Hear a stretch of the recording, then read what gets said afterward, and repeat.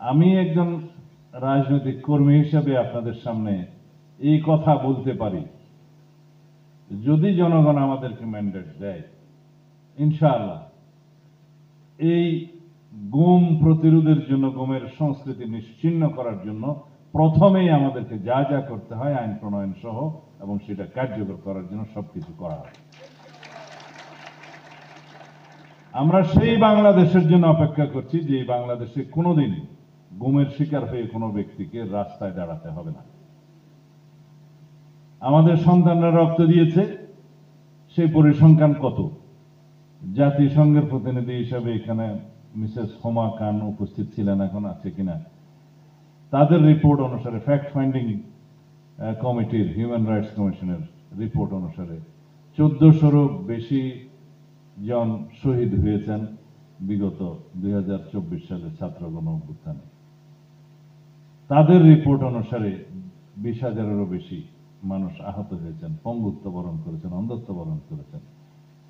শুধু এই দুইটা হিসেব ওখান থেকে নেই। সেখানে হেলিকপ্টার থেকে গুলি করার কথা, জাতিসংঘ প্রদত্ত আইপিসি ব্যবহার করার কথা সবকিছু বলা আছে। আমরা যখন কথা বলি তখন তথ্যটা কে দিয়েছে সেই অর্গানাইজেশনগুলোর নাম নিয়ে কথা বলে সেটা প্রতিষ্ঠিত হয়।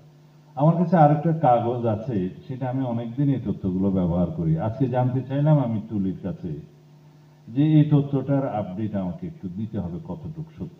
2023 সাল পর্যন্ত, 2009 থেকে 2023 সাল পর্যন্ত এনফোর্সড ডিসঅ্যাপিয়ারেন্সের শিকার কতজন হয়েছে অধিকারের তথ্য অনুসারে, সেটা আগে ছিল 709, কিন্তু আমার ভাই নূর খান লিটন সাহেবদের যে গুম কমিশনে রিপোর্ট করেছে 1850 জন, সেটা আমি এখন ব্যবহার করব।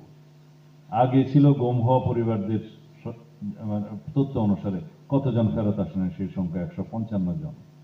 গুম হওয়া ব্যক্তিদের সংখ্যা ছিল 709 জন, কিন্তু এখন যেহেতু 1850 আমরা এই সংখ্যাটা পেয়েছি। এই সংখ্যাটা অবশ্য এখনো পরীক্ষা নিরীক্ষার অধীনে আছে, তিনি বললেন সেটা এক সময় হয়তো একটু কম বেশি হবে, যেহেতু অনেকেই আগে রিপোর্ট করতে চাননি। কোথাও রিপোর্ট আমাদেরই জিডি নিতে চায়নি আমার ওয়াইফের কাছ থেকে যে গুম হয়েছে কিনা কোনো থানায়। তো সুতরাং সেই পরিবেশটা ছিল না বলেই সেই সংখ্যাটা পুরোটা তখন আসেনি। এখন সেই হিসাব মতে 350 জন এখনো ফেরত আসেনি। হয়তো প্রকৃত তদন্তের পর এটা একটু কম বেশি হতে পারে।